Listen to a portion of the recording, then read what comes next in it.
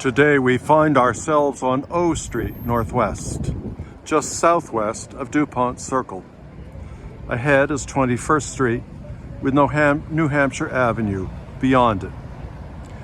But this is no ordinary street, nor an ordinary day. Today is my birthday, and we are looking at my street, at the street of my first residence in Washington, when I arrived in November of 1977 to work for the Agency for International Development.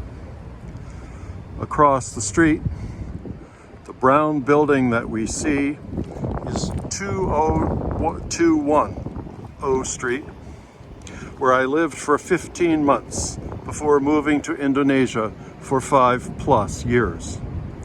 In those ancient days, a starting professional U.S. government salary was enough to afford a one-bedroom rental in this neighborhood.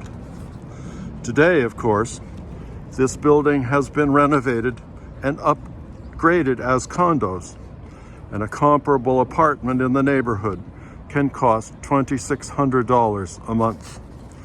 But that apartment was just what I needed at the time. Contrasting to these happy memories are the grim stories narrated in today's readings. Joseph's brothers sell him into slavery to get rid of him, and tenants kill the landowner's son for the inheritance. Unfortunately, such stories can be found in our own world today, and many more than back then. In last week's video, I contrasted those who stay at the Four Seasons Hotel in Georgetown with those who build and maintain the stand of shopping carts next to the hotel.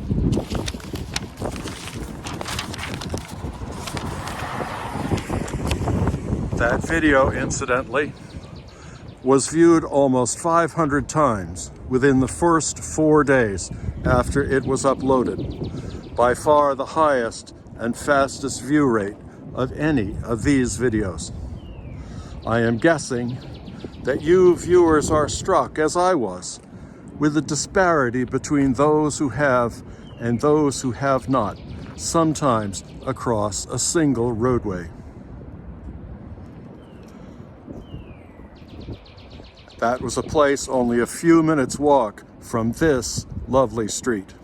So near and yet so far. People of goodwill are caught in a trap, that of desiring the good of the other, which is Aquinas' definition for love, on the one hand, and also of recognizing our inability to bring about the substantial change in culture and country needed to reduce the disparity between rich and poor. Here we encounter a dangerous question. Why would a God of love allow such injustice and suffering? I wish that those who chose the Psalms that accompany the daily scripture readings chose more widely from the 150 Psalms available in the corpus. Today's refrain, "Remember the marvels the Lord has done," is true enough. The Lord does marvels for us each day, and we must take note each day and give thanks. The psalm response actually fits my birthday pretty well, too. This psalm response does not, however, do justice to the evil that we encounter in the scripture readings. So maybe a regular read through the Psalms of the Liturgy of the Hours would give us a more suitable psalm. In today's prayers, we find a passage from Habakkuk, chapter 3, used here in place of a psalm that gives us some way to navigate a response to this question. Why does a loving God allow injustice and suffering? Habakkuk says, quote, "For though the fig tree blossom not, nor fruit be on the vines, though the yield of the olive fail, and the terraces produce no nourishment, though the flocks disappear from the fold, and there be no herd in the stalls, Yet will I rejoice in the Lord and exult in my saving God. God, my Lord, is my strength. He makes my feet swift as those of the hinds, and he enables me to go upon the heights. End quote. This canticle repeats Job's cry in more poetic form. The Lord giveth, and the Lord taketh away. Blessed be the name of the Lord. The first two statements describe reality. We receive and we lose. The final statement, blessed be the name of the Lord, is the cry of faith amidst pain in the face of catastrophe, when neither faith nor hope seems possible nor even rational.